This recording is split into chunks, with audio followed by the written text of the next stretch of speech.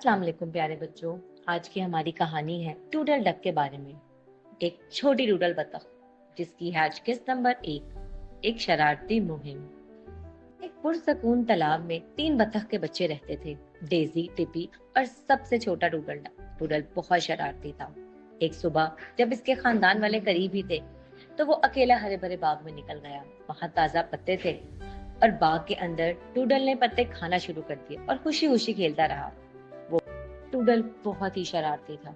उसने बाग में बहुत कचरा मचा दिया। इसके बाद उसको झाड़ियों में कुछ हिलने की आवाज आई।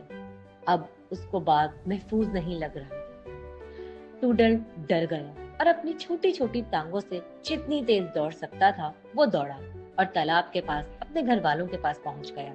आखिरकार वो अपने खानदान के पास पहुंच गया था। इस बार तो वो करीब ही थे।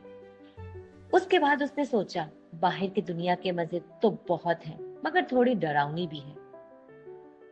तो बच्चों, इस कहानी से हमें क्या सबक मिलता है? हमेशा अपने बुजुर्गों की बात सुने और महफूज रहें, क्योंकि हर मुहिम जोई इतनी महफूज नहीं होती जितनी के नजर आती है।